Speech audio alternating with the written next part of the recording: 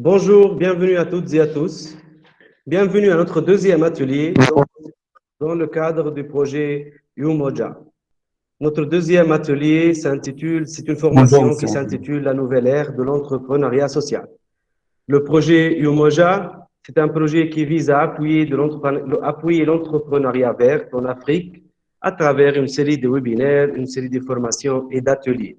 Ce projet vous est livré et vous a été préparé par le Centre tunisien pour l'entrepreneuriat social, TCSE, en collaboration avec Zelig et financé par IVOS. Aujourd'hui, on va parler de l'entrepreneuriat social. Je sais que pour certains, c'est pas un nouveau concept, mais on va en discuter. Pour ceux et celles qui ne savent pas c'est quoi l'entrepreneuriat social, c'est une opportunité de savoir encore plus de détails sur ce mode d'entreprendre. Avant de commencer, s'il vous plaît, si vous pouvez garder vos micros off, vous pouvez poser vos questions dans la partie de discussion sur chat avec les messages. On s'excuse parce qu'on ne peut pas vous laisser tous ouvrir vos micros et on ne peut pas interagir directement. Donc, vous pouvez poser vos questions directement sur la partie discussion. Aussi, la surprise, comme toujours, des attestations qui vous seront accordées à la fin de la formation. Donc, ces attestations-là seront accordées aux personnes qui ont suivi toute la formation, donc qui ont assisté aussi tout au long de la formation. À la fin de la formation, je vais vous rappeler de nous envoyer vos noms et prénoms pour recevoir vos attestations. Mais s'il vous plaît, ne commencez pas dès maintenant à envoyer vos noms et prénoms complets. C'est juste à la fin de la formation. Je vais vous rappeler après. Je suis Mohamed Rachem. Je suis consultant.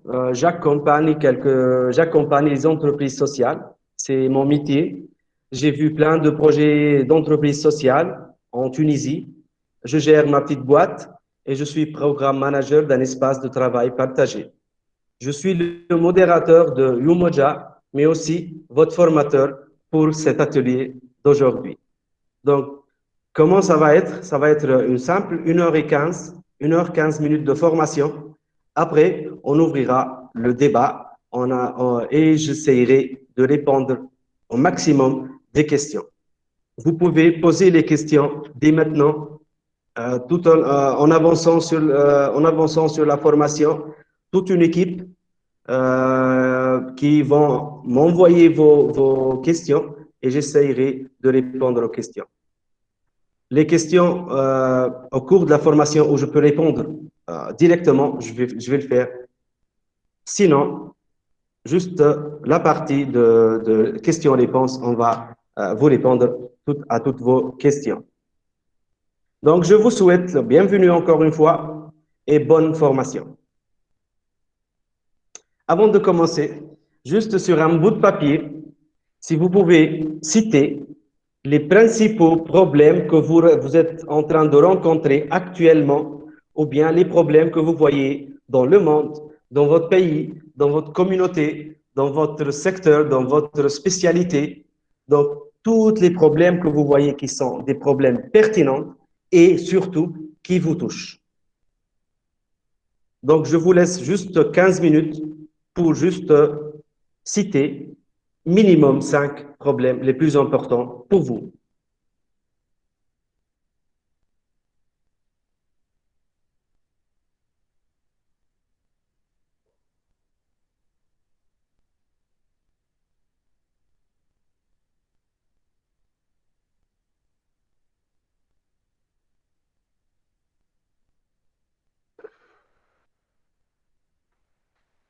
Donc, pour les problèmes, pourquoi on a cité les problèmes? Parce qu'on va parler énormément sur les problèmes. On va beaucoup poser des questions sur plusieurs problèmes.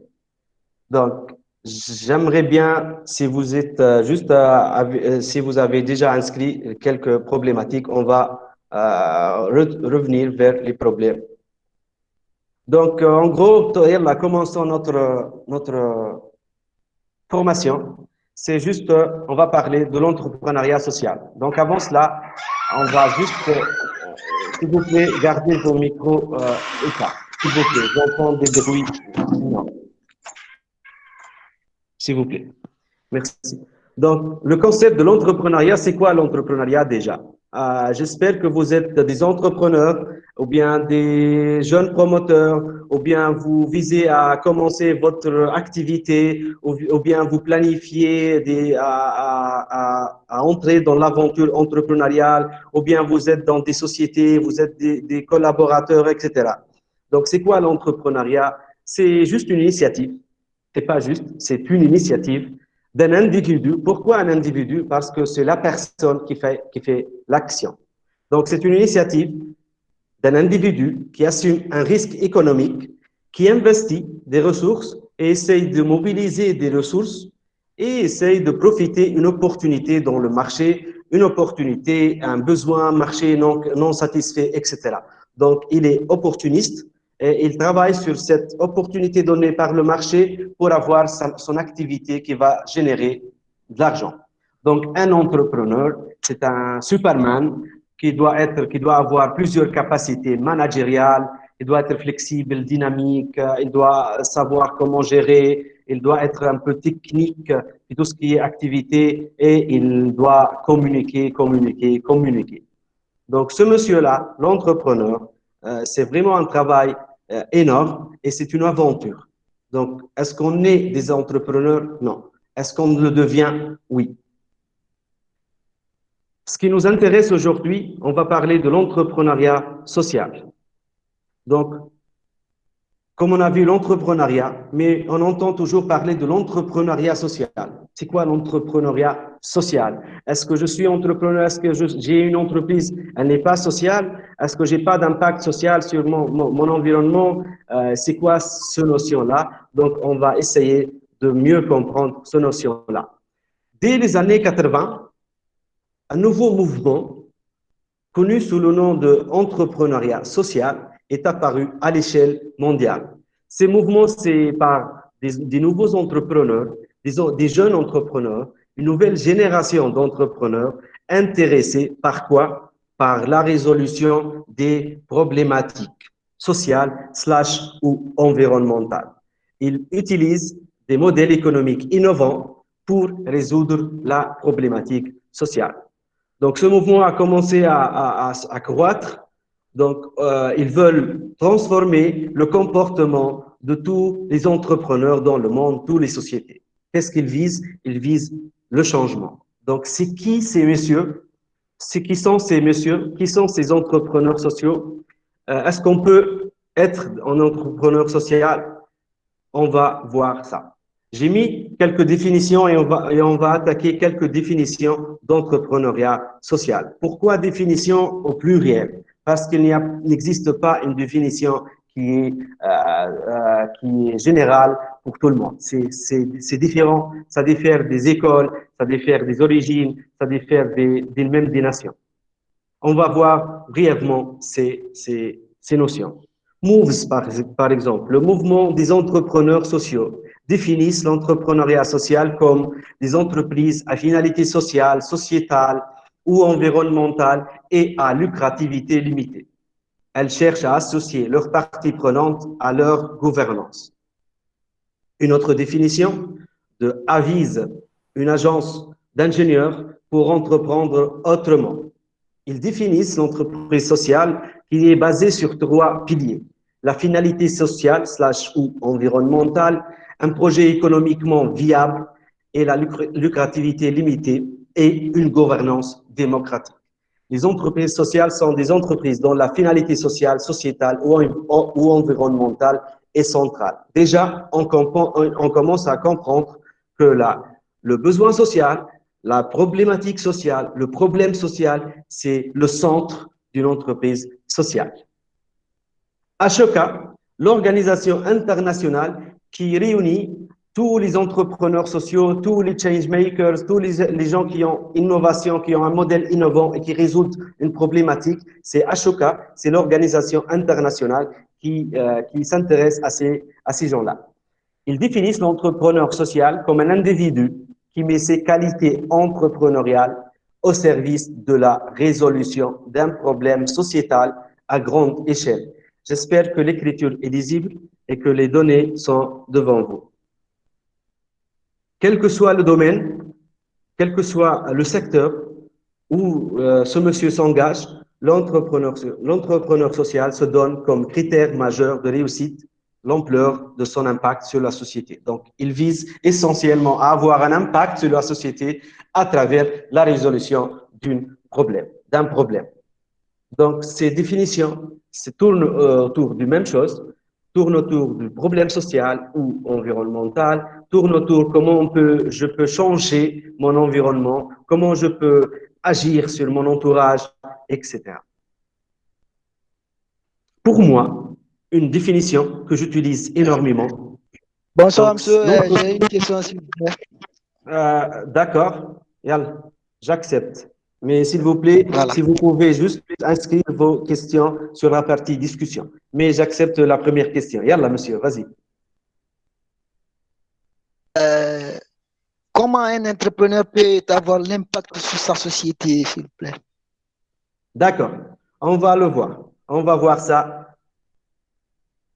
avec l'avancement de la formation. Donc, s'il vous plaît, la première et la dernière question que je vais accepter, s'il vous plaît, juste inscrivez vos questions sur la partie discussion. Merci beaucoup. Donc, comme j'ai dit, une définition que j'utilise énormément dans mes ateliers, que je la vois simple, que je la vois directe. L'entreprise sociale a pour mission principale la résolution de manière innovante d'un problème social ou environnemental ou bien et environnemental.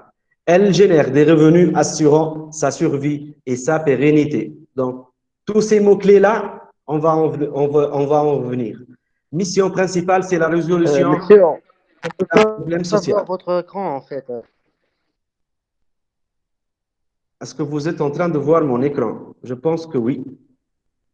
Saïf, Non, tu peux non. confirmer, s'il vous plaît?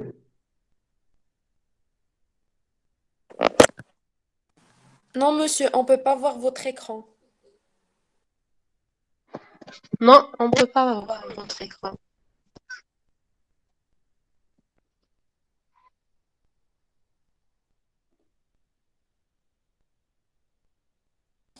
Bon, je m'excuse d'intervenir. Je suis Rafef de l'équipe Omoja et de TCSE. Voilà, donc il faut juste épingler l'écran. Il y a épingler à l'écran. Quand vous faites utiliser épingler dans l'écran, dans ce cas, vous pouvez voir clairement l'écran de M. Mohamed. Est-ce que tout le monde voit mon écran pour le moment? Afef, tu peux confirmer? Oui. D'accord, merci Oui. beaucoup. Donc, je vais continuer. S'il vous plaît. Oui, c'est bon. D'accord, bien. S'il vous plaît, s'il y a des problèmes techniques, essayez de les résoudre sur la partie Messenger, c'est la partie discussion sur les messages directs. Il y a toute une équipe qui travaille, qui va résoudre toutes les problématiques techniques. S'il vous plaît. Parce que pour moi, je vais être sincère avec vous, je vois que mon écran. Donc, je ne peux pas interagir pour le moment. Donc, l'entrepreneuriat social, comme j'ai dit, une définition que j'utilise énormément, c'est la mission de la résolution de manière innovante un problème social. Donc, un problème social, quelque chose d'innovant pour résolution de ce problème social. Pourquoi on doit générer des revenus? Parce qu'on est dans le mode entrepreneuriat. On ne peut pas parler de l'entrepreneuriat social sans avoir un projet, une entreprise, avec tous les facteurs d'une entreprise, avec tous les aspects d'une entreprise, l'équipe, le management, la communication, etc. Donc, on peut des dépenses, des revenus, un modèle économique. On ne peut pas parler d'un entrepreneuriat social sans avoir déjà l'entreprise. Donc, elle génère des revenus assurant sa survie et sa pérennité. Donc, on doit avoir toujours l'entreprise qui marche, un modèle économique qui est rentable pour avoir toujours les revenus pour continuer l'action de résolution du problème. Donc, c'est ça. En gros, c'est toute activité économique, peu importe le modèle, peu importe le statut, aux finalités sociales. Donc, toute activité économique au service d'une finalité sociale. C'est ça pour moi la définition d'une entreprise sociale. Donc, on caractérise généralement par la finalité sociale. Pourquoi? Parce qu'un entrepreneur social, la première chose qu'il veut avoir, c'est la résolution du problème et non pas le gain, non pas le profit économique seulement. Donc, maximiser les profits, c'est maximiser l'impact social. Elle doit faire du profit, comme on dit. Elle doit avoir des revenus. Elle doit avoir un modèle économique rentable, au moins équilibré, mais ce profit doit être au service de la finalité sociale. Les entreprises, leur modèle qui réinjectent une somme de revenus au sein de l'entreprise, au sein du capital de l'entreprise, pour agrandir l'entreprise, pour avoir plus d'impact, pour avoir plus de bénéficiaires, pour toucher plus de bénéficiaires. Comment une entreprise, avant ça, donc une entreprise sociale, comme on a dit, c'est l'impact, c'est la résolution du problème, c'est ça le point de démarrage même. Un entrepreneur social doit commencer par quoi? Est-ce que je dois commencer par le besoin marché? Est-ce que je dois commencer à réfléchir comment j'aurai plus de profit? Est-ce que je commence à chercher le marché, la partie du marché non satisfait? L'entrepreneur social fait toute une autre démarche. Il découvre le besoin social, il travaille sur le besoin social, il travaille sur le besoin environnemental et il essaye de commencer à comprendre ce besoin, à travailler sur le besoin jusqu'à arriver à implémenter une entreprise qui résout ce problème-là. Et c'est ce qu'on va voir tout au long de notre formation. Donc, l'entreprise sociale peut être sociale par quoi? Par le statut des mutuelles, des fondations, des associations. Pas seulement. Ça dépend d'un pays, d'un autre. Je ne vais pas entrer dans cette partie-là. Ça peut être social par la nature des services et produits qu'elle offre à ses bénéficiaires. Par les salariés, si c'est une entreprise d'insertion, les caractéristiques de ses clients aussi, ça peut être un caractère des entreprises sociales. Donc, les clients, est-ce que ce sont des personnes vulnérables, est-ce que ce sont des personnes qui n'ont pas de revenus, etc. Juste une petite présentation par rapport à l'entreprise classique. Désolé, je m'excuse pour ce terme, mais pour nous, l'entreprise classique, c'est toutes les autres entreprises qui ne sont pas entreprises sociales. C'est pas à dire que l'entreprise sociale c'est mieux ou pas. Non, on n'est pas en mode de jugement. C'est juste pour nous pour différencier les spécificités de l'entreprise sociale par rapport aux autres entreprises. Généralement, le réinvestissement d'une entreprise, elle fait le réinvestissement. Ça dépend du besoin en matière première, ça dépend du besoin de salariés, etc. selon son modèle. Mais il y a une grande partie.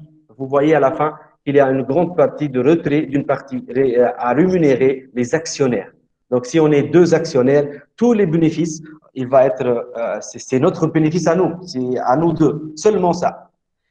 Par contre, l'entreprise sociale, elle doit réinvestir dans le capital de l'entreprise pour avoir plus d'impact, pour toucher plus de personnes, pour avoir plus d'impact social. Donc, c'est ça un petit différence. L'entreprise sociale cherche non pas seulement comme output le bénéfice, le profit financier, mais cherche à avoir un impact social et une valeur sociale, à part les résultats financiers. Comme on a dit, si on n'a pas des résultats financiers, on ne peut pas parler de l'entrepreneuriat social déjà. Donc, l'entrepreneuriat social, d'autres spécificités pour l'entrepreneuriat social, c'est qu'elle agit sur les territoires. Donc, c'est relatif, c'est relié directement au écosystème où vous êtes, au écosystème où l'entrepreneur est. Donc, l'entrepreneuriat, on peut l'appeler, c'est l'entrepreneuriat des territoires. C'est à l'échelle locale qu'on joue. C'est le changement, on doit le faire sur ma communauté, sur mon pays, sur ma ville, sur mes proches, sur mes amis, etc. Et la création d'emplois aussi. Il y a une grande partie l'innovation. Pourquoi on dit toujours qu'il faut être de l'innovation? On ne peut pas parler de l'entrepreneuriat en général si on n'est pas innovant, si on n'a pas d'innovation. Saïf, s'il vous plaît, encore une fois, je te fais un petit appel parce que j'entends énormément du bruit des participants. Merci. L'entreprise sociale, elle doit répondre aux besoins sociaux. Donc, on parle ici en collectivité locale, aux régions, départements, villes, tout ça, tout ça, tout ça. Donc, c'est ça les spécificités d'une entreprise sociale. Pourquoi? Parce que je suis Mohamed. Si vous me mettez au Sénégal pour le moment, à la capitale sénégalaise, et vous me demandez d'agir et de résoudre une problématique environnementale ou bien sociale là-bas, est-ce que je connais le territoire? Non. Est-ce que je suis originaire de ce pays? Non. Est-ce que je sais le comportement des bénéficiaires, des personnes touchées par ce problème? Non. Donc, ce qui peut agir, c'est les personnes du territoire. Les personnes doivent agir sur leur où ils sont, sur l'emplacement où ils sont. Donc, c'est qui? C'est monsieur. On a dit que les entrepreneurs sociaux sont des superman. Mais et les entrepreneurs sociaux, donc c'est qui ces personnes-là? Sont des magiciens? Pas vraiment. Donc, c'est des gens qui cherchent à résoudre les problématiques, qui cherchent à trouver des solutions à des problèmes. C'est d'où le lancement d'une entreprise sociale. Le point de départ, comme j'ai dit, le point de départ d'une entreprise sociale, c'est généralement de commencer par le problème. Le problème, le problème. Donc, il doit développer un modèle économique viable, un modèle économique innovant pour avoir des revenus, etc. Donc, comme toute une démarche entrepreneuriale. Si on n'est pas innovant, si on n'a pas un modèle rentable, on ne peut pas parler d'un projet, d'une entreprise. Mais le but de ce monsieur, le but de l'entrepreneur social, c'est d'avoir un impact positif et doit générer normalement des revenus pour soutenir l'activité à long terme. Pourquoi? Parce qu'on ne parle pas de la charité, on ne parle pas des actions momentanées, on ne parle pas des actions d'un jour ou bien d'une semaine ou bien d'un mois. On parle des entreprises. On n'est pas une collectivité qu'on s'est rassemblée et on veut agir sur notre endroit qui est très pollué, par exemple avec des déchets, etc. Et on doit faire une campagne de collection de ces déchets, améliorer non, c'est pas ça. Donc, une entreprise qui lutte contre ce problème-là. Donc, les entrepreneurs sociaux, comme les entrepreneurs, doivent avoir des exigences, doivent avoir des critères, quoi. Donc, ils doivent créer leur projet dans le but principal de résoudre un problème social. Je dis et je redis et je redis. Ou problème environnemental. Ils ont un impact direct sur les bénéficiaires. Ils travaillent pour avoir un modèle d'affaires durable. Ils sont d'accord pour travailler de manière collaborative avec les institutions publiques, avec les institutions privées, avec d'autres entrepreneurs, etc. L'entrepreneur, seulement, parfois, il veut gérer son entreprise, mais il n'est pas ouvert à d'autres collaborations. Il a juste des partenaires, il doit juste avoir des marchés, etc. L'entrepreneur social doit mobiliser des ressources même financières et humaines pour continuer à travailler son entreprise. Où les autres ne voient que des problèmes, les entrepreneurs sociaux voient des opportunités. L'entrepreneuriat pur et dur, on voit l'opportunité donnée par le marché, besoin marché non satisfait. Un entrepreneur social voit, lorsqu'il voit un problème, il voit une opportunité d'entreprendre. Donc, ils mettent leur capacité entrepreneuriale au service de la résolution de ces problèmes. Est-ce que c'est un travail facile? On va voir. Je vais citer quelques exemples de projets des petites et moyennes entreprises, des projets qui sont de notre monde, qui ne sont pas de l'État, de l'Union européenne ou bien d'autres pays dans le monde. Je vais parler de quelques projets de Tunisie ou bien du Maroc dont je connais. Et dans ce point-là, j'aimerais bien, si vous pouvez, partager avec nous des initiatives, des projets, des exemples d'entreprises sociales que vous jugez que c'est une entreprise sociale, ou bien que des entreprises que vous connaissez, ou bien que vous travaillez avec eux, etc. Donc, On espère bien de recevoir d'autres exemples des entreprises sociales partout en Afrique. Donc, soit sur la partie discussion, soit sur notre page Umoja. N'hésitez pas à partager avec nous dans cette page qui rassemble la communauté Umoja. Je vais être un peu rapide lorsque je vais donner ces exemples-là. Un premier projet social, Agritable. Donc, c'est une dame qui essaye de minimiser les intermédiaires entre le petit agriculteur et le consommateur final. Donc, des personnes qui cherchent comment manger quelque chose de frais, de nouveau, etc. Donc, et aussi, elle essaie d'améliorer les situations des petits agriculteurs. Qu'est-ce qu'elle fait, cette dame-là? Elle se déplace, elle achète directement de ces petits agriculteurs qui trouvent des difficultés de commercialisation. Donc, c'est elle qui achète de chez eux et elle va livrer directement à domicile aux familles qui n'ont pas le temps d'aller faire ces courses et qui veulent avoir quelque chose de frais, de fruits du jour, quoi. Donc, elle fait la vente directe et aussi elle fait une équitabilité entre ces revenus-là et les revenus des vendeurs.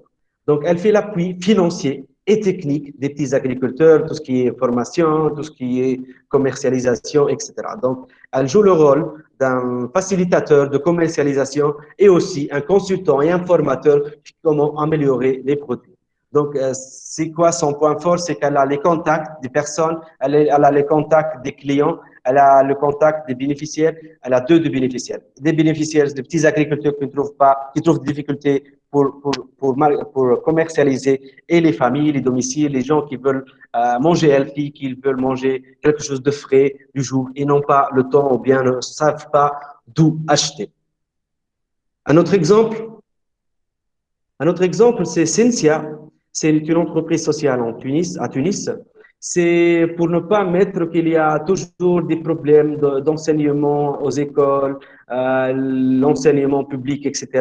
On a toujours un manque d'innovation, un manque de créativité chez nos enfants. Donc, elle travaille sur ce point-là. Elle veut influencer positivement les jeunes à travers tout ce qui est formation en robotique, en construction, en chimie, en physique, avec des jeux, avec des outils qu'ils construisent eux-mêmes, etc. Elle a d'autres services comme le conseil, comme le consulting. Donc, c'est un modèle économique durable, un modèle économique rentable qui a influence sur ses bénéficiaires et qui essaie de résoudre un problème qui est lié à l'éducation, lié à l'enseignement des enfants aux écoles. Un autre projet, c'est Calice.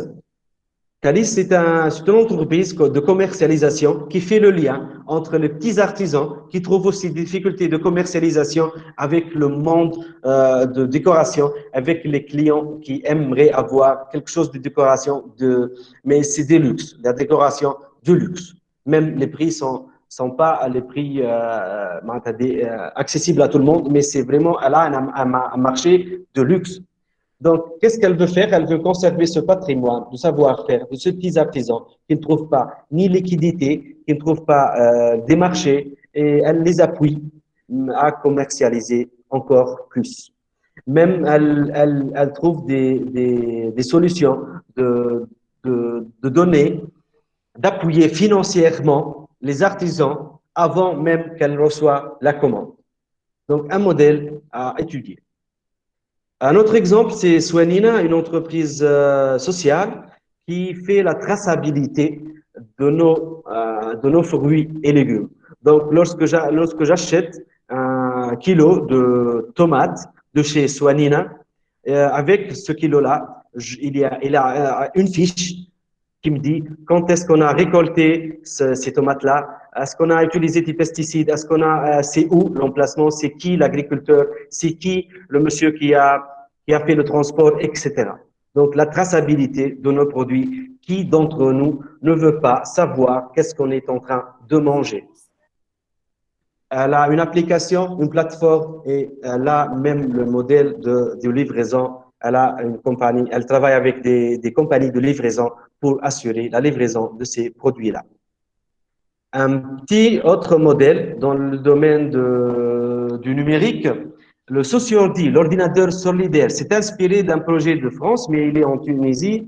C'est des jeunes qui cumulent ou bien qui collectent les ordinateurs, les PC des entreprises qui ne vont pas les utiliser. Nous avons quelques entreprises qu'après 5 ans, ils doivent changer leur matériaux, leur équipement informatique.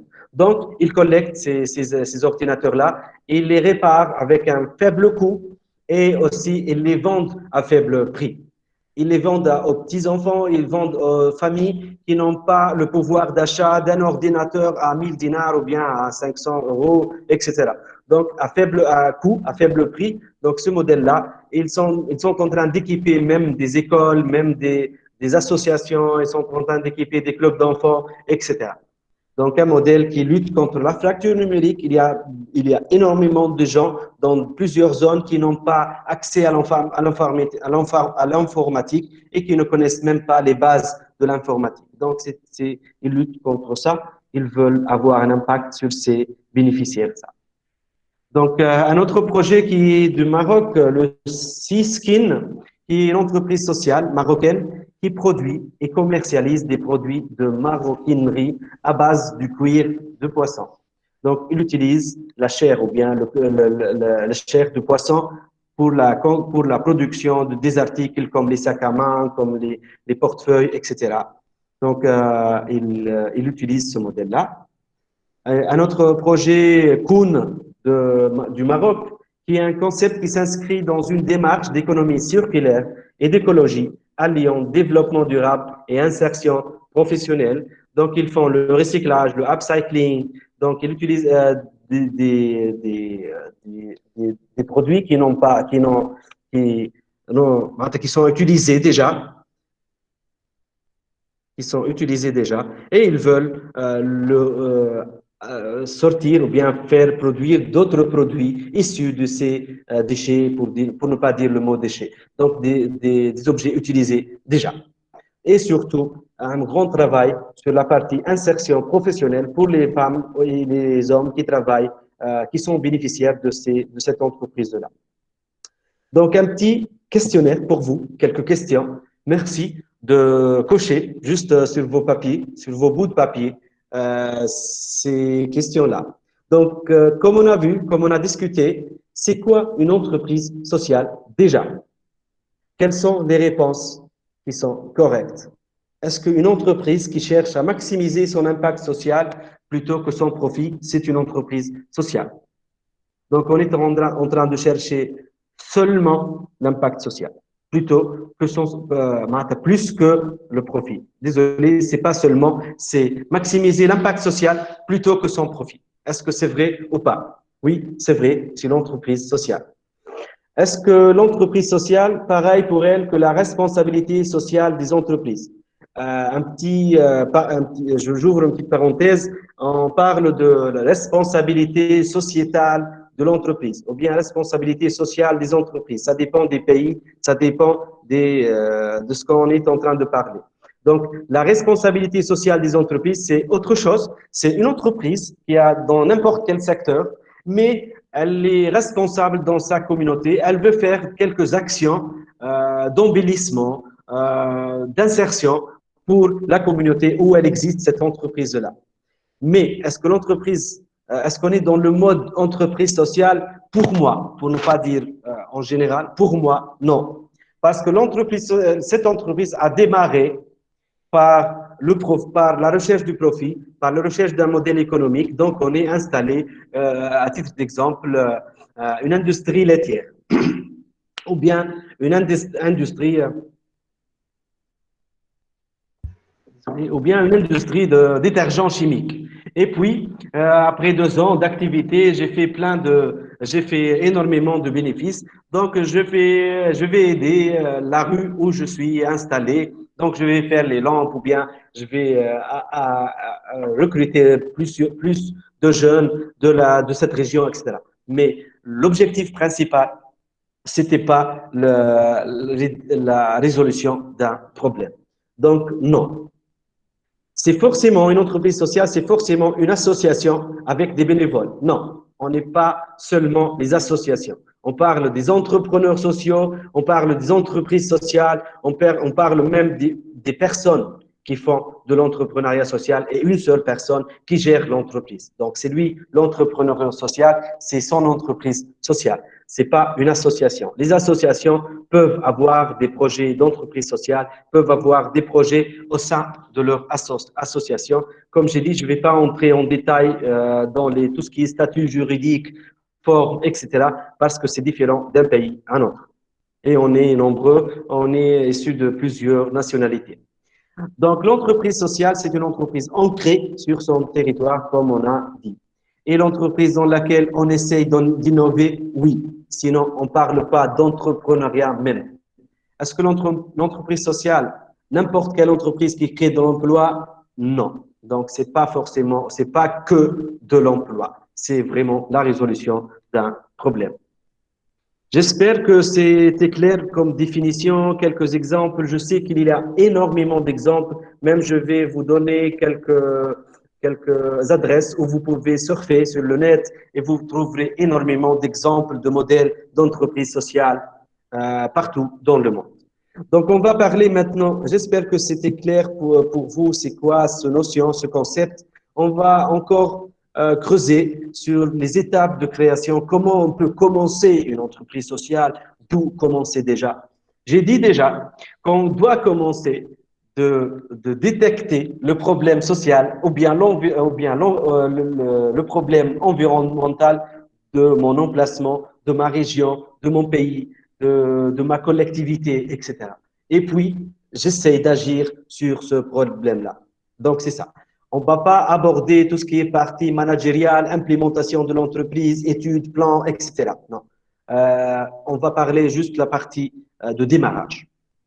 Donc, les éléments clés d'une entreprise sociale, comme vous le savez, c'est la mission qui est la résolution d'une problématique sociale, on doit avoir un modèle innovant, on doit avoir un impact, on doit avoir une scalability, sustainability, empowerment, etc., des critères qui sont autour de l'humain.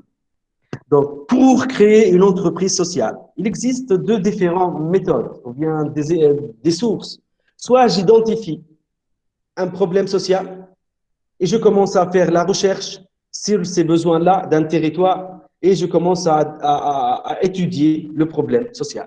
Ça peut être aussi, pour ne pas exclure cette proposition, c'est d'avoir une idée où j'ai participé à un événement d'inspiration et j'ai vu une idée innovante et qui peut marcher dans mon territoire parce qu'on a presque les mêmes conditions.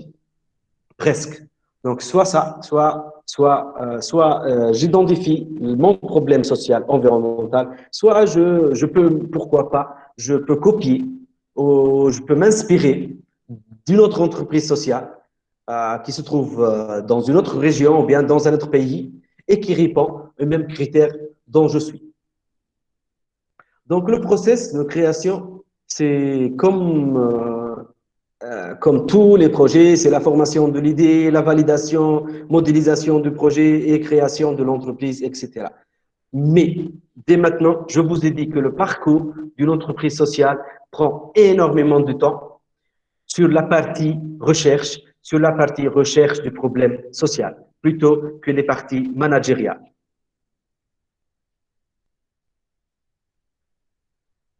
Le cycle du social entrepreneurship. Stage 1, c'est le problème et la solution. Je reste avec le problème, j'essaie de vérifier les causes du problème, j'essaie de trouver pourquoi ces problèmes existent, etc., etc. Et puis la solution, c'est l'idée, c'est mon idée. À tester l'idée, si vous pouvez même utiliser la démarche qu'on a vue l'autre fois avec l'entrepreneuriat vert, avec Madame Sophia, notre formatrice du premier atelier du design thinking, c'est vraiment de faire de l'empathie, d'essayer, de prototyper, de tester et tester et tester jusqu'à validation de l'idée ça peut marcher. Puis, le business modeling, comme tout autre projet, l'organisationnel, et la solution à la fin est le bénéfice et la réinjection du revenu au capital, etc. Comme vous voyez, les axes utilisés ici, c'est le temps et aussi l'impact. On veut avoir les deux. Donc, une entreprise sociale se situe sur un axe de timing et impact là. Donc, on veut voir l'impact et la durabilité en même temps. Donc, d'où commencer? C'est vraiment de commencer du problème, le problème, le problème. Si vous voulez être des entrepreneurs sociaux, vous devez détecter le problème où vous allez, où vous allez agir. Donc, le problème, passion, knowledge. Même on dit ici qu'un entrepreneur social tombe amoureux du problème et non pas de la solution. Je répète, un entrepreneur social tombe amoureux du problème et non pas de la solution. Lorsqu'on étudie le problème convenablement, même si j'ai une idée à la tête de la solution, ça peut changer, ça peut pivoter, je peux trouver une autre idée. Si je creuse dans les causes du problème. On va parler maintenant depuis un moment, je parle du problème et comment je peux détecter le problème, comment j'étudie le problème. Je vais parler un tout petit peu comment analyser un problème. Donc, comme on a dit, pour l'entrepreneuriat social, le problème, c'est directement l'opportunité. Donc, s'il y a un problème, on doit avoir une solution. Pour trouver cette solution, on doit savoir définir le problème ou bien le besoin social, environnemental, etc. Comment définir le problème, comment savoir le problème, comment bien détecter le problème et comment travailler sur ce problème-là. Donc, la problématique sociale, on doit la décrire, on doit la justifier, on doit la bien présenter. Le problème qu'on va aborder, le problème recherché doit être précis, clair, cadré. Donc, je vais juste donner quelques exemples. Est-ce que le chômage est un problème social? Est-ce que la pauvreté est un problème social? Est-ce que les déchets qu'on voit partout est un problème social? Est-ce que des personnes vulnérables qui n'ont pas de domicile, c'est un problème social? Ou bien c'est un effet du problème initial? Ou bien c'est une cause du problème? On va s'intéresser des causes du problème. Le problème doit être cadré, doit être dans un emplacement bien défini, bien spécifique. Ce problème-là, c'est pour qui? C'est qui sont ces gens qui souffrent de ce problème? Où? Quand? Comment? Qu'est-ce qu'ils ont ces gens-là? Etc. Des questions. Je dois répondre à toutes ces questions. Quelques outils qui nous aident à bien décortiquer le problème, à bien savoir les causes du problème. Je pense que énormément, la majorité de vous, vous avez déjà rencontré ces outils, même dans d'autres opportunités, ou bien dans d'autres cadres, mais c'est utilisé aussi en entrepreneuriat social. L'entrepreneur social doit passer énormément de temps pour comprendre la cause du problème. Donc, tout simplement, si je détectais un problème dans ma région, dans ma communauté, dans ma spécialité, etc., dans mon pays, je dois collecter les informations nécessaires. Donc, comme tout entrepreneur qui commence à chercher les informations, comment on fait ça, les procédés, les concurrents, le marché, bla, bla, bla, bla. Donc, l'entrepreneur social doit collecter des informations liées directement au problème, avec des parties prenantes sur Internet, en demandant sur des personnes, en se rencontrant avec des personnes de la communauté, en rencontrant les potentiels bénéficiaires, etc. Donc, et en utilisant les outils technologiques, bien sûr. Donc, soit je suis un entrepreneur social et j'ai vu un documentaire, je dois le revoir et je dois savoir détecter tout ce qui est chiffres, tout ce qui est données, tout ce qui est information utile. Sinon, je fais des entretiens, des interviews, des questionnaires en ligne. Je dois me documenter sur le problème et ses causes. Un outil qui nous aide à savoir la cause du problème et à creuser encore plus pour savoir la cause du problème, c'est la fameuse arbre à problème. Donc, l'arbre à problème, généralement, je ne vais pas passer énormément de temps. Vous pouvez trouver ces outils ou bien je sais que vous avez déjà utilisé ces outils-là. Donc, le problème, c'est on le met sur le tronc de l'arbre et puis sur les racines, on doit creuser et on doit trouver des causes. Généralement, cet arbre à problème, c'est un atelier à travailler avec d'autres membres, avec une équipe, avec d'autres personnes pour avoir plus d'idées. Les symptômes ou bien les effets, on dit. Par exemple, la pauvreté, ça peut être un effet d'un problème qui n'est pas, d'un autre problème lié à ce pays-là ou bien à cette région-là. Donc, les causes, c'est tout ce qui est choses qu'on voit directement. C'est les effets, quoi. Donc, il y a plusieurs schématisations du problème. Vous pouvez trouver des outils numériques qui peuvent vous aider, etc. Donc, ce sont des schémas différents. Aussi, le diagramme cause-effet de Ishikawa, je pense, pour les personnes qui sont dans le domaine de marketing, dans le domaine de l'entrepreneuriat, dans le domaine du management, savent utiliser ce diagramme d'Ishikawa. Donc, on creuse pour trouver les causes, cause 1, cause 2, cause 3, etc. Et tout en implémentant les méthodes, les moyens, les 5 M. Aussi, c'est juste en se demandant pourquoi. Un exercice à faire avec des bénéficiaires, c'est de le demander 5 fois de suite. Pourquoi? Ma région est il n'y a pas de solution de valorisation de déchets solides. Et je rencontre cette personne-là qui souffre de ce problème. Donc, je lui dis pourquoi. Ce monsieur-là essaye de raisonner un peu et essaye de me répondre. Je construis ma deuxième question. Commençons par pourquoi sur sa réponse, sur sa première réponse, et ainsi de suite, jusqu'à arriver à 5 fois poser les questions pourquoi. Et à chaque fois, notez. Cet exercice-là aussi, ça peut être fait directement avec les bénéficiaires. Exemple.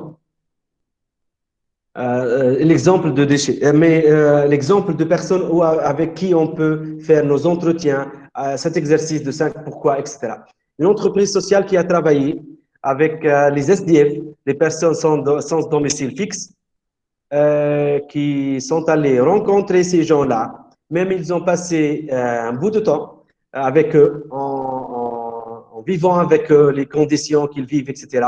Et ils ont fait leurs entretiens un par un pour ces messieurs-là. Pourquoi vous n'avez pas d'abri, pourquoi de logement, pourquoi, etc., etc.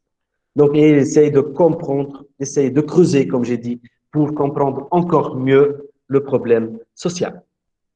Méthode utilisée aussi dans le management, etc., c'est le QQOQCP. C'est les questions qui, quoi, où, quand, comment. Ce travail-là, ça peut être fait derrière le bureau, en premier lieu, et puis, lorsque je sors sur le terrain et je commence à rencontrer les gens qui souffrent de ce problème et je demande et je peux refaire cet exercice-là avec eux. Donc, c'est tout un travail de recherche, tout un travail de terrain, tout un travail de feeling et aussi d'empathie.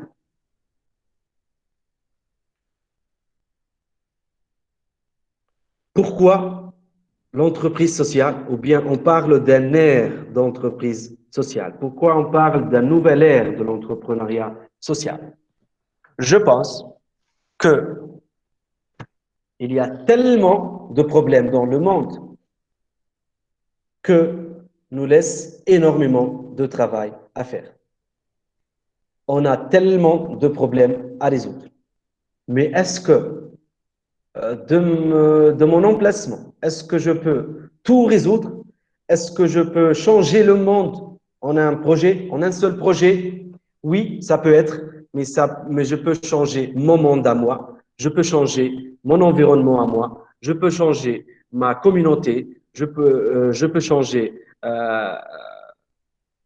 énormément de choses où je suis installé. Parce que, tout simplement, je sais les habitudes ici, je sais les comportements, je sais les causes des problèmes, je suis acteur dans l'écosystème, je connais les institutions, etc. Je peux mobiliser des gens, je peux mobiliser des ressources financières, etc. Donc, c'est à moi d'agir. Donc, revenons. Puisque il y a énormément de problèmes dans le monde, dans tous les secteurs, mais vraiment tous les secteurs, secteur de santé, environnement, agriculture, informatique, numérique, industrie, ce que vous voulez. Il y a énormément de problèmes sociaux ou bien environnementaux liés à ces secteurs. Donc, il y a toujours, il y a quoi faire. Donc, il y a toujours un travail pour les entrepreneurs sociaux.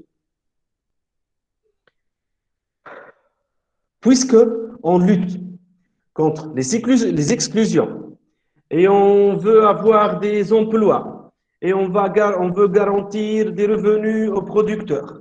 On veut aider les personnes vulnérables et on veut protéger l'environnement. On veut répondre aux besoins sociaux. Tout ça. On veut avoir un potentiel de création d'emplois durables. Tout ça nous laisse énormément d'espace pour travailler. Si vous vous souvenez, déjà, lorsqu'on a démarré notre formation, c'est où il y a des problèmes, où il y a une entreprise sociale. Où il y a un problème détecté, où on a étudié ce problème-là, il y a une opportunité d'entreprendre. Et aussi, avec l'utilité sociale, parce qu'on veut changer le monde, parce qu'on veut avoir un impact social sur notre entourage, parce que je veux être utile dans ma vie, parce que je veux être connu par mon impact social et non pas par mon statut social comme un homme riche. Donc, l'utilité sociale sur les activités d'intérêt général, santé, dépendance, environnement, tout ça. Et pour cela, énormément de pays rencontrent énormément de difficultés pour entreprendre sur ce modèle d'entreprise sociale. On n'a pas énormément d'opportunités de financement. Donc, on doit travailler comme structure, organisation nationale, internationale, etc. Tous les acteurs doivent agir et doivent travailler sur comment on peut améliorer le financement des entreprises sociales. À titre d'exemple, en Tunisie par exemple, lorsque je m'adresse à un financeur banquier étatique, ça ne me donne pas énormément d'avantages lorsque je présente mon business plan avec toute une partie d'impact social.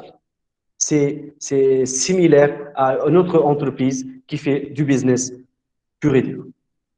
Donc, si je m'adresse à un banquier, à un financier, c'est pas évident qu'il s'intéresse à mon impact social ou bien à ma partie sociale / environnementale de mon entreprise.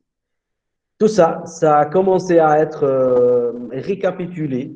Il y a énormément d'efforts partout dans le monde. C'est comment donner, comment financer, comment appuyer, aider les jeunes qui veulent avoir un impact social et qui veulent changer. Exemple, à titre d'exemple, n'est pas mais c'est Ashoka, par exemple, c'est l'organisation qui appuie techniquement, financièrement même. Il y a dans plusieurs pays, même on a la partie arabe, Ashoka arabe, etc.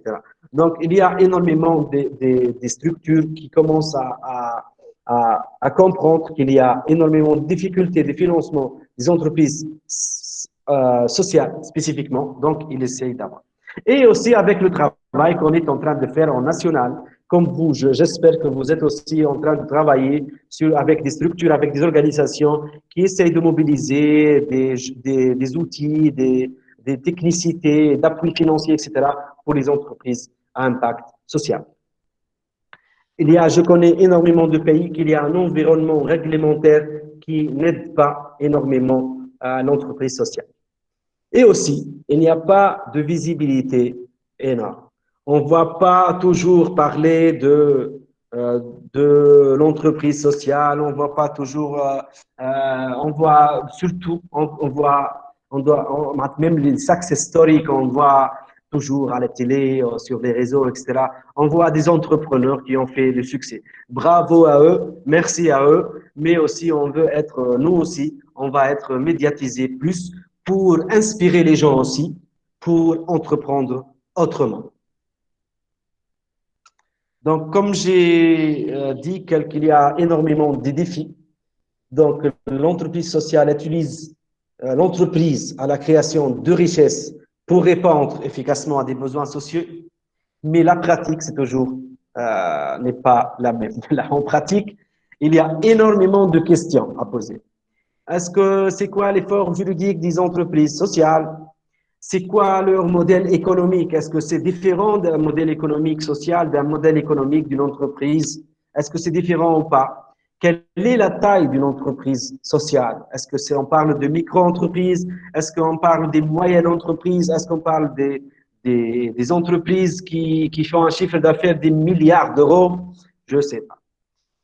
Quels sont les secteurs d'activité? Pour moi, les secteurs d'activité, tous les secteurs d'activité peuvent peuvent entreprendre autrement. Donc, toutes ces questions-là, je pense que vous êtes en train de les rencontrer dans vos pays, avec vos écosystèmes, etc.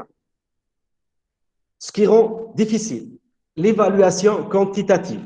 À titre d'exemple, en Tunisie, on trouve rarement des données ou bien des statistiques des entreprises sociales, des entités d'économie sociale et solidaire, etc. Il y a des efforts, mais il y a des entreprises qui sont dans le domaine du social, qui appartiennent aux entreprises sociales, mais soit qu'il ne sait pas, soit qu'il ne veut pas, soit qu'il est conscient qu'il n'y a pas vraiment des opportunités financières pour ce type d'entreprise, etc. Donc, c'est l'évaluation quantitative en termes de quantité, même la qualité. Comment on peut définir une entreprise sociale, comment on peut la juger, comment on peut donner, comment on peut dire que c'est une entreprise sociale qui répond à tous les critères de l'entreprise sociale. Donc aussi, l'appropriation par l'écosystème économique et politique, je pense que c'est partagé dans plusieurs pays d'Afrique. Le manque de données chiffrées précises, oui, et c'est partageable aussi. Et comme j'ai dit, c'est médiatiquement mal identifié, les entreprises sociales. Et on commence peu à peu, ces dernières années, même ces dernières dizaines d'années, de parler énormément sur l'économie sociale, les entités d'économie sociale, c'est quoi les valeurs de l'économie sociale, les lois, etc. Mais c'est quoi tout ça? Comment on peut le trouver? Comment on peut, ces lois-là, comment ils peuvent aider, etc. Je sais même qu'il y a des pays en Afrique qui sont un peu avancés en termes de lois juridiques, loi de l'économie sociale et solidaire, loi des entreprises sociales, etc., par rapport à d'autres pays. Donc, je n'ai pas abordé énormément ce sujet pour ne pas entrer plus en détail. Peut-être ça peut être dans d'autres ateliers, j'espère. Donc, en termes de conclusion, donc on a bien défini l'entrepreneuriat social, je pense. Et je demande si, Tawa, vous pouvez donner un petit recul et vous dites c'est quoi l'entrepreneuriat social pour vous, en 2 mots. L'entrepreneuriat social, c'est une activité économique au profit d'une finalité sociale / ou environnementale. Donc, on veut construire une économie véritablement axée sur l'impact. Lorsqu'on dit impact, c'est l'impact social. Lorsqu'on dit impact social, on dit l'impact sur l'humain. Lorsqu'on dit humain, donc c'est une entreprise qui est axée sur l'humain. Donc, une entreprise qui respecte les valeurs de l'humain. Une entreprise sociale, le cœur de son métier, c'est l'humain, c'est son besoin social.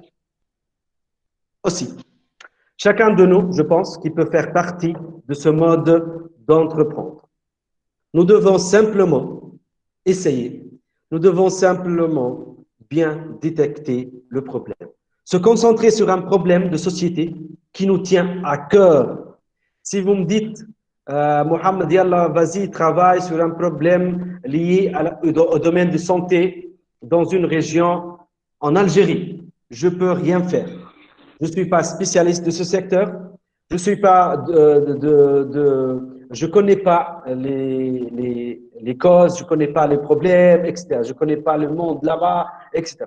Donc, je peux pas agir. Donc, c'est chacun dans son entourage, dans son emplacement peut agir. Chacun de nous peut faire mode de ce mode d'entreprendre. Nous devons, comme j'ai dit, simplement se concentrer sur le problème, le comprendre profondément, développer une solution au problème et mettre la solution en pratique. J'ai parlé essentiellement sur les premières, comment dirais-je, les premières étapes d'une entreprise sociale. J'ai parlé de problème, détection, étude de problème, comprendre le problème, savoir les causes, etc. Et j'ai pas parlé de la partie implémentation de l'entreprise, tout ce qui est management, étude de projet, étude de marché, etc. Parce que ça, c'est un peu similaire à tout ce qui est entrepreneuriat en gros et qui inclut aussi l'obligation d'avoir une partie d'innovation. Sinon, on ne peut pas trouver notre emplacement dans le marché. Donc, j'ai pas travaillé sur cette partie-là. Je pense que vous êtes capable de travailler sur cette partie-là. Et bien aussi, ou bien vous avez déjà fait des formations, ou bien vous êtes des formateurs, des consultants, etc. Ou bien même vous êtes des entrepreneurs. C'est ce que j'ai sur notre communauté Umoja. Donc, et vous pouvez agir, vous pouvez commencer dans votre communauté, dans votre université, dans votre entourage, dans votre système, dans votre écosystème, dans votre ville, dans votre société, dans tous les emplacements où vous appartenez. Parce que vous êtes conscient et vous savez toutes les données sur ce problème-là. Je pense que j'ai énormément dit le mot problème, impact social, besoin social. C'est les piliers ou bien les axes de l'entreprise sociale. Avec les bénéficiaires, avec l'impact social, on n'a pas parlé énormément de l'impact social, comment on peut le mesurer, comment on peut parler d'un impact social, c'est quoi un impact social, etc. On peut le voir même dans d'autres formations. L'impact social, c'est généralement qu'est-ce qu'on a récolté comme bénéfice. Non en argent, non économiquement, mais c'est en termes de valeur, en termes d'impact social sur la société ou bien sur la communauté. Et en termes de valeur sociale. Qu'est-ce qu'on a changé? Est-ce qu'on a changé un comportement? Est-ce qu'on a changé une situation des personnes qui n'ont pas accès à des marchés, par exemple? Est-ce qu'on a changé des conditions de vie? Est-ce qu'on a changé des conditions des conditions environnementaux? Qu'est-ce qu'on a changé? Donc, tout ça, ça peut étudier en termes d'impact social. Un entrepreneur social doit être conscient de deux axes à la fin, deux outputs. Le bénéfice. Donc, qu'est-ce qu'il va gagner en termes de revenus pour les réinjecter, pour les utiliser, pour avoir même un argent pour la pérennité de l'entreprise et aussi, qu'est-ce qu'on a gagné comme impact social? Qu'est-ce que j'ai fait et qu'est-ce que j'ai fait pour ma communauté? Pour s'informer, je vais vous donner quelques adresses où vous pouvez trouver énormément d'informations, histoires, exemples, même aussi des outils, même des manuels, même des exemples, même des façons d'entreprendre, etc. sur ces sites-là qui sont internationaux et qui travaillent sur l'entrepreneuriat social en général. Donc, soit le mouvement des entrepreneurs sociaux, tout ça, c'est open là, c'est open data, c'est open des informations. We believe in tout ce qui est open source, etc. Pourquoi si j'ai une information, pourquoi pas la partager? Et ces gens-là aiment aider, aiment appuyer. Donc, ces mouvements des entrepreneurs sociaux, Moves sur leur plateforme, Avize sur leur plateforme, Ashoka aussi. Vous pouvez trouver même sur Ashoka énormément des rapports d'impact social, rapports sur des régions, rapports sur des pays qui ont travaillé sur l'entrepreneuriat social, etc. Oui, on est un peu, non pas inspiré, mais les exemples de projets qui sont en succès des entreprises sociales sont partout dans le monde. Même j'ai rencontré énormément d'entrepreneurs en Afrique, mais il y a toujours un état d'avance, je pense, dans le pays du Canada, par exemple, en France, en Italie et les pays de l'Amérique, etc. Donc, il y a énormément de projets. Vous pouvez vous documenter.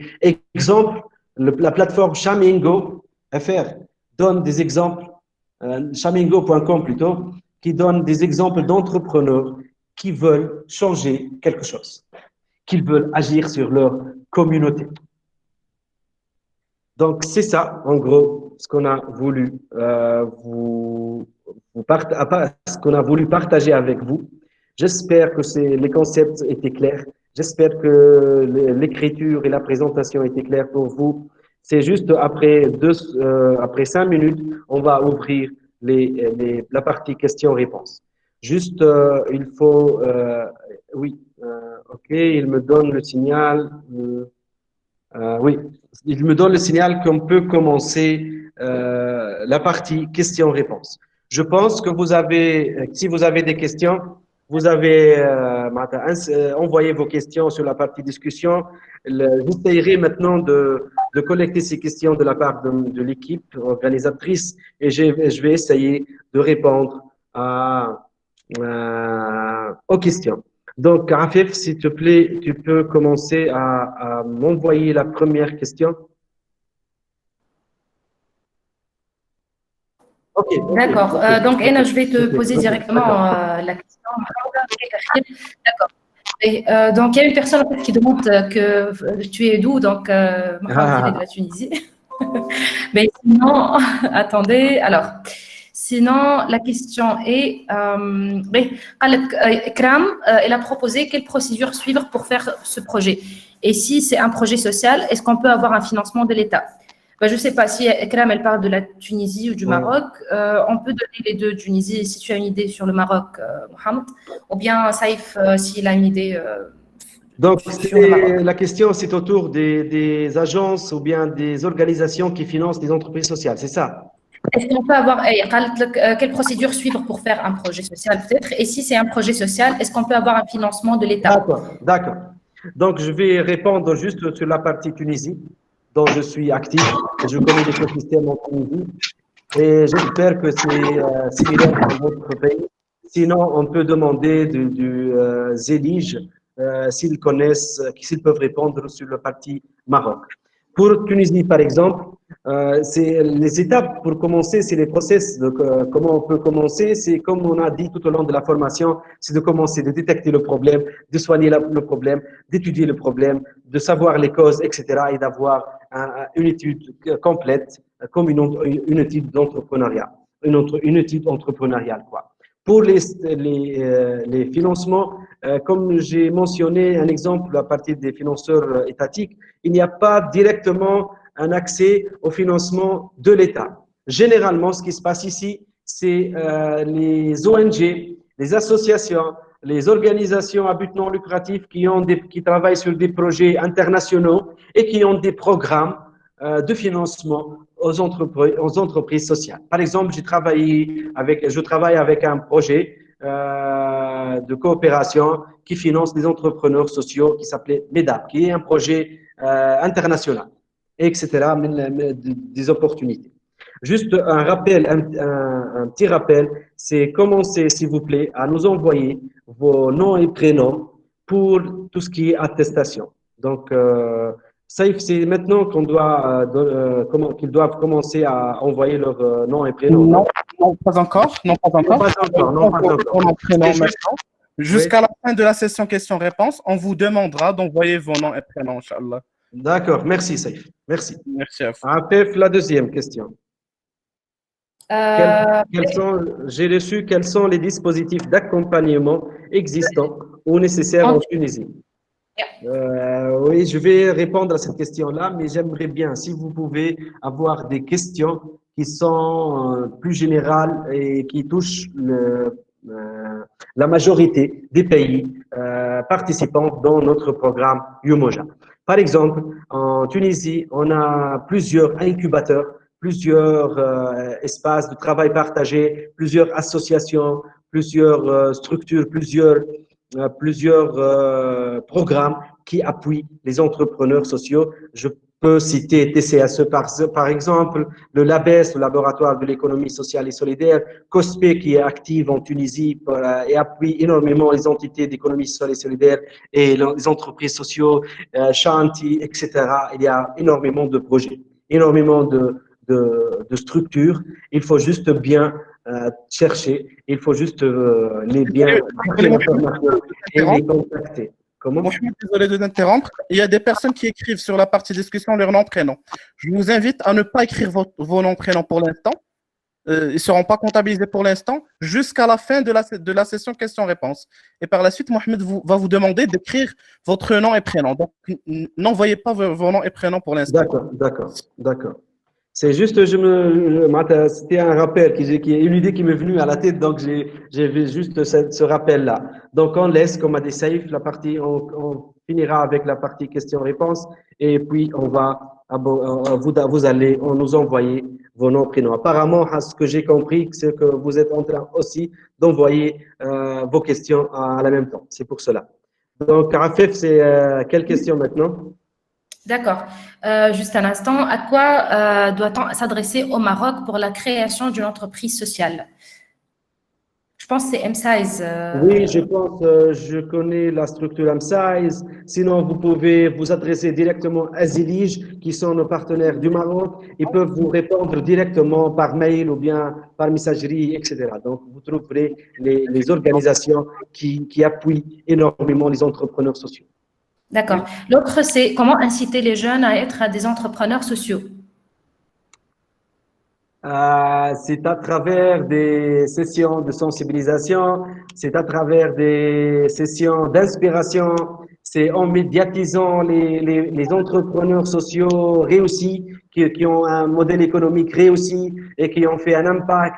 C'est juste l'inspiration, c'est juste ça en premier lieu, parce qu'on ne peut pas obliger une personne d'être en premier lieu un entrepreneur et en deuxième lieu ou bien un entrepreneur social. On ne peut pas obliger les gens.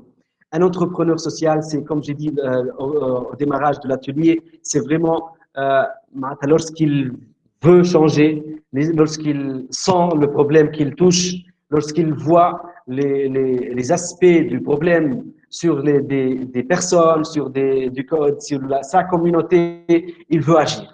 Donc, c'est ça le point de démarrage d'une entreprise sociale. C'est ça. Pour moi, je ne sais pas si je vous ai répondu, mais c'est ça ma réponse. D'accord.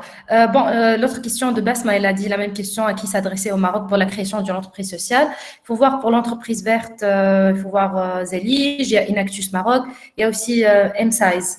Donc, Saïf, si tu peux écrire les noms dans le chat box des entreprises qui peuvent aider à la création de l'entreprise sociale au Maroc. Donc, cherchez M-Size, Zelige, etc.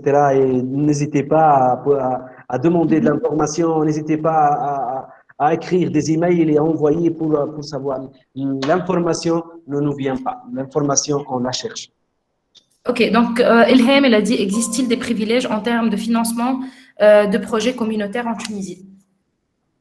Je pense que j'ai déjà répondu à cette question-là, mais je vais faire un petit rappel. Des opportunités, comme j'ai dit, j'ai pas vu énormément d'opportunités publiques directement. Les opportunités existent, mais c'est à travers des projets de coopération, des projets internationaux qui passent à travers les ministères, soit le ministère de la Femme, soit le ministère des Affaires sociales, soit le ministère de Technologie, Bureau d'emploi, etc. Et c'est à travers ces projets-là, on trouve des programmes d'appui technique et même financier. Et avec cette nouvelle loi, je pense qu'il y a énormément un travail à faire et peut-être qu'on aura dans les prochaines années ou bien dans les prochains mois, pour être optimiste, qu'il y a des facilitations et des programmes étatiques pour les entreprises sociales et pour les entreprises sociales et solidaires. De mon côté, j'ai vu la majorité des travaux sur l'économie sociale et solidaire. C'est l'entrepreneuriat social, c'est à travers les organisations, les ONG, les projets de coopération, etc. D'accord. Il y a Mohamed Amin qui veut que tu laisses tes coordonnées, Mohamed. Donc, Mohamed, si tu peux, toi, mettre tes coordonnées pour que les gens puissent te Avec contacter. plaisir. C'est juste à la fin, je vais mettre mes coordonnées ou bien vous pouvez les demander directement, c'est les organisateurs du Umoja. Sinon, je serai avec vous comme modérateur pour les ateliers suivants dans le programme Umoja et je vais essayer de vous répondre parce que maintenant, j'ai laissé juste l'écran devant moi, je ne veux pas bouger. Juste, D'accord. Donc, pour les mentors, ils ont posé pourquoi pensez-vous que l'État ne donne pas la même importance à l'entrepreneuriat social qu'à l'entreprise classique? Je parle du cas de la Tunisie avant la mise en œuvre de la loi ESS ou des autres pays dans le monde. je répondrai à cette question d'une autre façon. C'est à nous de le faire. C'est un travail collectif, c'est un travail collaboratif de toutes les structures, soit associatives, soit privées, soit étatiques, les entreprises sociales. C'est à nous de faire un task force pour que les États, ou bien pour que l'État, au moins je parle de l'État tunisien, pour que l'État arrive à s'occuper plus, pour ne pas dire s'occuper plus de ce modèle ou bien de ce mode d'entreprendre. C'est à vous les mentors parce que les mentors ils sont avec nous, ils sont une entreprise sociale aussi. C'est à nous de le faire. Comme on a vu que le travail a été réalisé par la société civile pour avoir une loi d'économie sociale et solidaire, c'était la première étape. La deuxième, ça sera, je pense que c'est comment officialiser, d'organiser les programmes et les cycles d'appui technique et financier pour les entrepreneurs sociaux. Mais j'ai mentionné déjà que pour le moment, dans mon pays, malheureusement, lorsque je m'adresse à un investisseur ou bien à un cadre ou bien à un partenaire étatique, c'est pas un avantage énorme de dire que je travaille dans le modèle d'économie sociale et solidaire ou bien de l'économie d'entreprise sociale et j'ai un impact social sur telle et telle chose. Donc, c'est ça. J'espère que je t'ai répondu ou bien je sais pas ce qui est de mon tour. Bravo pour la question. Ok. Donc, ça fait, elle a demandé comment on peut avoir du financement pour un projet. Et est-ce que le financement national ou international? Est-ce qu'elle peut trouver de financement à l'international, national? Oui, il y a énormément, j'ai dit, d'opportunités. Il faut juste chercher l'information. D'ailleurs, je vous invite aussi à partager si vous trouvez des opportunités de financement ou bien des opportunités d'appui technique sur notre page Umoja parce qu'on est une communauté, on est tous dans cette page-là et on peut partager les informations. C'est pour cela qu'on a fait le projet Umoja. C'est pour la collaboration, c'est pour faire bénéficier tout le monde et les intéresser à ce type d'entrepreneuriat vert, entrepreneuriat social, etc. Mais les opportunités, ça ne va pas cesser. Il existe énormément d'opportunités. Généralement, ils sont des projets internationaux. Et je pense qu'il y a suffisamment dans plusieurs pays de l'Afrique. Ouais. D'accord. Shaima dit j'ai une idée de projet social, mais il existe déjà une entreprise de mon secteur d'activité. Mais on a presque le même cible. Bon. Mais l'impact et les solutions offertes et les avantages aux clients n'ont pas les mêmes. Est-ce que je peux encore continuer dans mon idée du projet ou non? C'est-à-dire, elle a, d'après ce que je compris, Shaima, elle connaît une autre entreprise qui font la même chose, c'est le même domaine d'activité. Mais les solutions, c'est pas les mêmes. Donc, elle demande est-ce que je continue ou pas. Bon. Mais, Shaima, c'est une question spécifique, c'est relatif à ton état actuel d'avancement de ton entreprise. Mais je vais essayer de vous répondre rapidement. Sinon, je sais que vous êtes entouré, que vous êtes accompagné par un accompagnateur ou bien un coach ou bien un consultant qui est en train de te suivre tout au long de ton process entrepreneurial. Ça, c'est à lui de discuter, c'est avec lui de discuter, c'est avec lui de trouver les solutions. De mon côté, je pense que si le problème persiste encore, si le problème, il existe encore, donc c'est à toi de travailler. que l'entrepreneur social, il est conscient, il a une veille de ce qui se passe autour de lui. Comment, déjà, la recherche, une des premières recherches qui se réalise, c'est comment les autres alternatives qui sont en train de résoudre ce problème-là. Si le problème, il est résolu d'une manière ou une autre, pourquoi je vais me plonger aussi avec ces gens-là? Donc, je travaille sur un problème, généralement, qui n'est pas travaillé, qui n'est pas résolu ou bien qui n'est pas satisfait par d'autres entrepreneurs ou bien d'autres organismes. Donc, je pense si le problème, s'il y a encore des bénéficiaires à avoir, si on peut avoir encore plus d'impact, pourquoi pas? Une chose à mentionner que l'entrepreneur social ne se gêne pas de travailler, de collaborer avec d'autres entreprises, avec d'autres initiatives qui sont même dans le même secteur d'activité. Moi, je reviens vers toi, Shaima, c'est de travailler ça avec ton encadrant, quoi. D'accord. Donc, il faut juste être un peu rapide dans les réponses. Il y a beaucoup de questions. Waouh! C'est bien, voilà, ouais. C'est bien.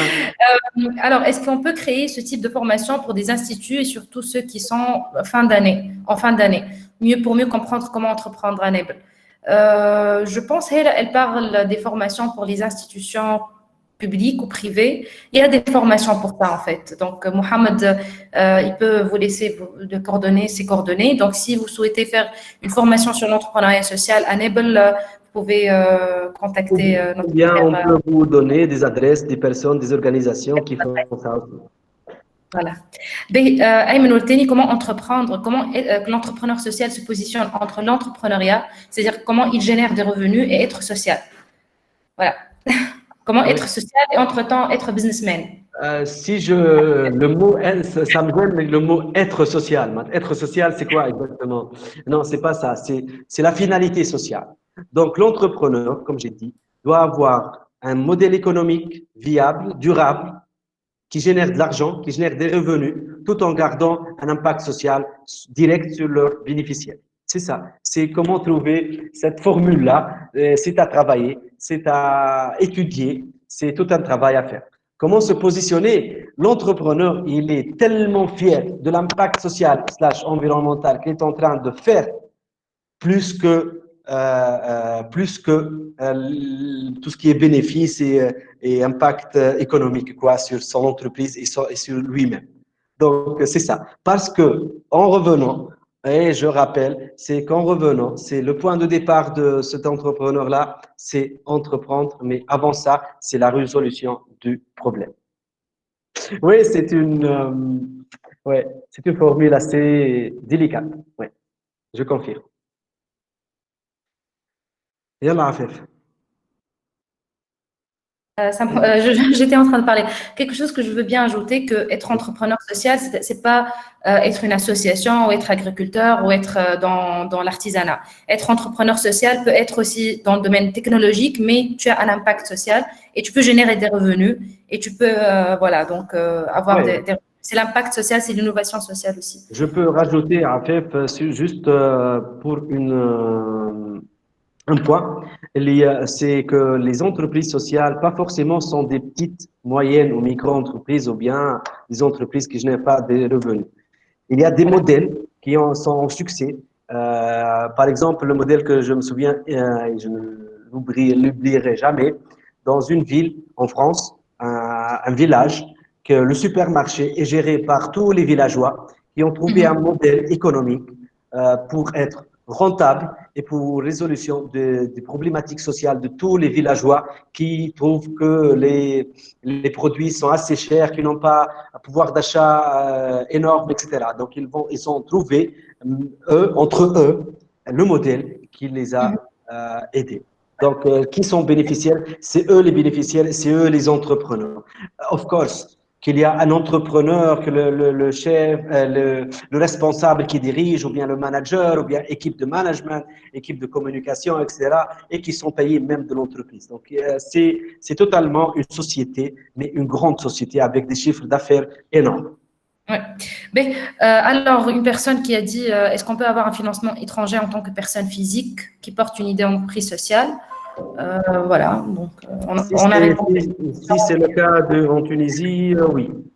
Oui, oui. Mais c'est pas toujours le cas. C'est pas donné toujours. Donc, de trouver des subventions ou bien des programmes d'appui pour Ouais. les personnes physiques ou bien pour les entreprises individuelles. Si au Oui. Maroc ou bien dans d'autres pays, je sais pas. S'il vous plaît, messieurs, mesdames, une question qui nous a été posée maintenant. Est-ce que on peut trouver un financement pour les entreprises qui sont entreprises individuelles ou bien de statut entreprise personnelle. Est-ce qu'on peut trouver des financements pour cela ou pas? Merci de nous donner ou bien de nous informer de ce qui se passe dans vos pays.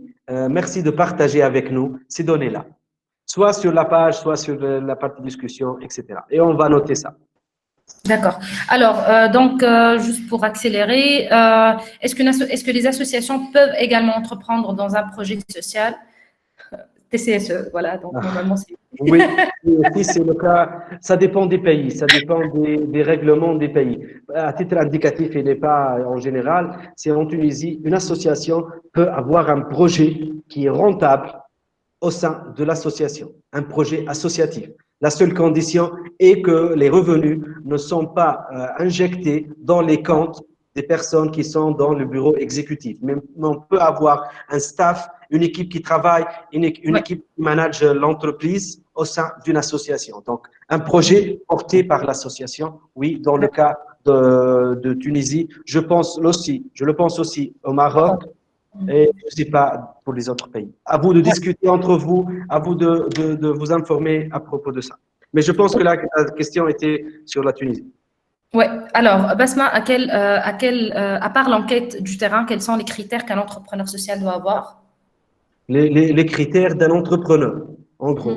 Il doit être actif, il doit être flexible, il doit être innovant. Je pense que vous avez, la personne qui a posé la question, je pense que vous avez participé à une formation profil d'entrepreneur. Donc, on ne va pas avoir un autre profil d'entrepreneur social, mais c'est les mêmes conditions, c'est les mêmes volontés, c'est les mêmes ambitions, c'est les mêmes objectifs d'entreprendre, etc. Il doit avoir une veille, il doit être attentif, sociable, etc.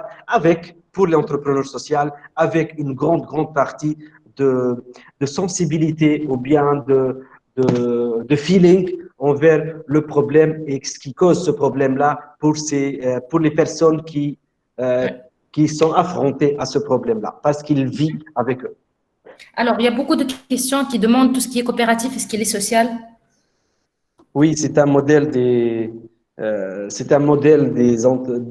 statuts des entreprises sociales, des entreprises d'économie, des entités d'économie sociale et solidaire, au moins en Tunisie et au Maroc, et je ne sais pas pour les autres pays, mais c'est un modèle. C'est un modèle et c'est un statut juridique. Donc, je n'ai pas entré tout au long de la formation pour ne pas faire ces bails.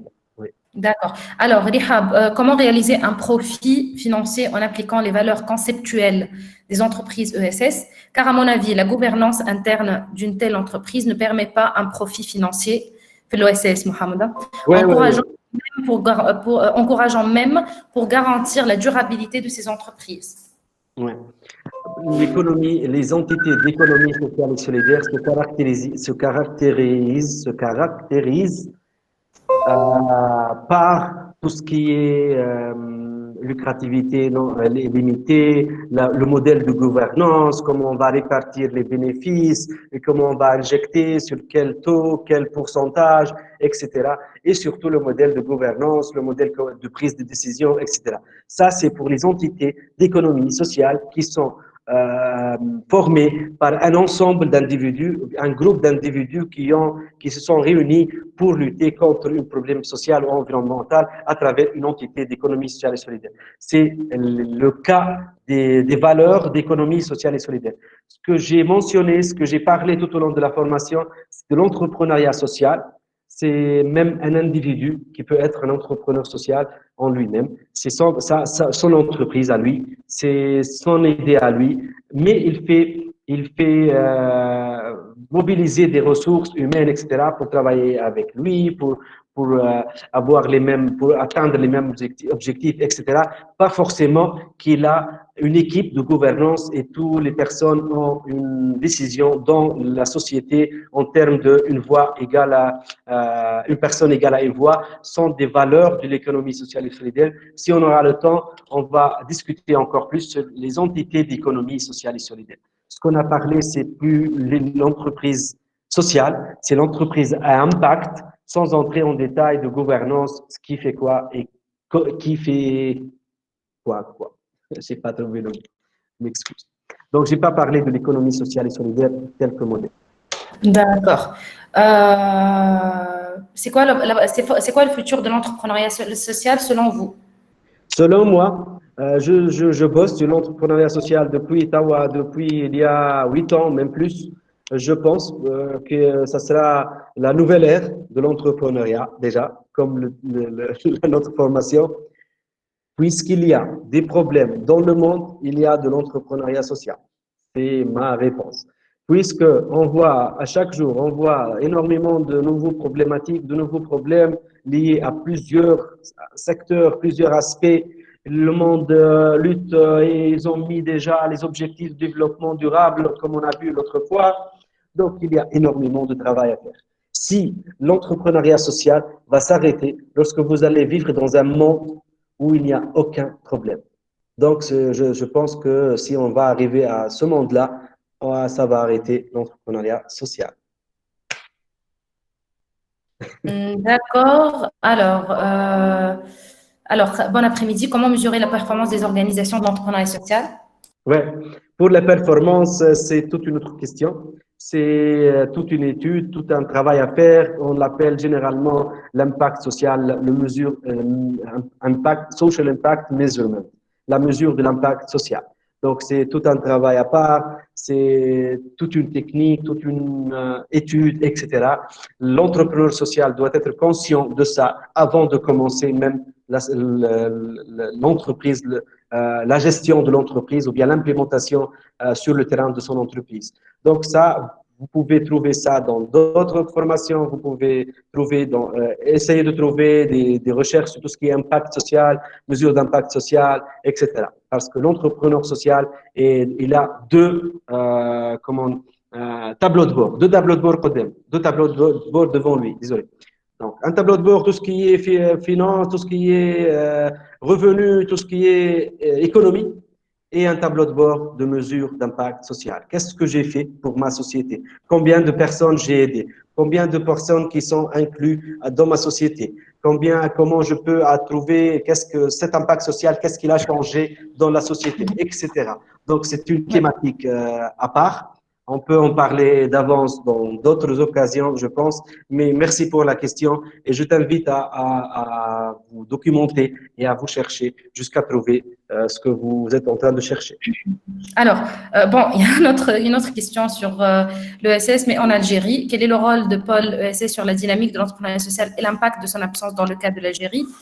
Je ne sais pas si tu as une réponse concernant l'Algérie. Pour les pôles, moi, je sais que les pôles de Tunisie et du Maroc. Pour l'Algérie, malheureusement, je ne sais pas, je m'excuse.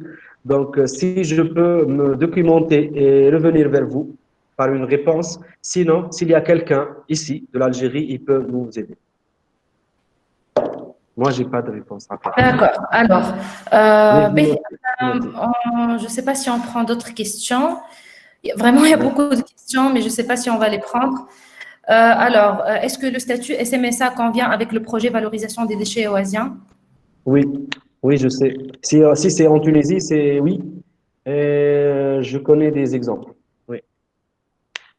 Ok, très bien. Alors, il y a beaucoup de gens qui disent merci, cher formateur, pour tout, et merci pour l'équipe de Moja. Merci beaucoup. Alors, ok. Alors, donc, on finit avec les questions-réponses. Il y a beaucoup de gens que... Voilà, donc on finit avec les questions-réponses pour le moment. D'accord. Alors, Pour moi, si vous avez des questions, vous pouvez vous adresser vos questions soit à l'équipe organisatrice, à Zili, Jaafé, Fatiassi, soit à moi directement. Et j'essaierai dans les jours qui viennent de répondre, sinon dans les sessions qui vont venir, etc. Donc, c'est pas seulement ce jour-là, on va nous rencontrer encore une fois et encore une fois pour les ateliers du Moja, donc les prochains jours, etc. Donc, je suis là, je travaille que sur ça. C'est mon métier, c'est ma spécialité, c'est ma passion de travailler sur les entreprises sociales. Donc, n'hésitez pas à m'adresser vos questions à Mohamed.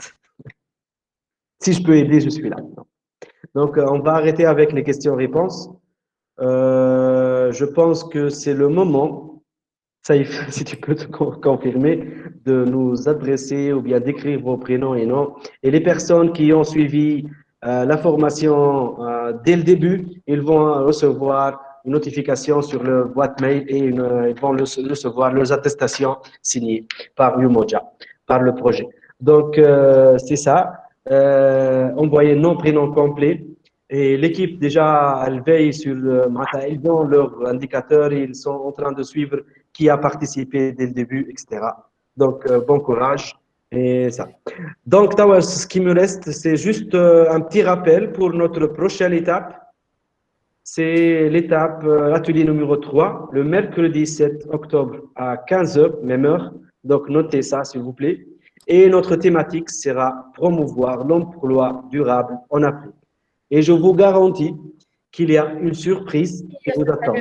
غدوة نجم نخلط عليها الريونيون خاطر مشكلة عندي engagement يعني المشكلة. Afif, elle était en train de... Donc, j'ai dit qu'il y a une surprise et je sais ce que je dis. Je suis conscient de ce que je dis. Il y a une surprise lors de notre prochain atelier, promouvoir l'emploi durable en Afrique. La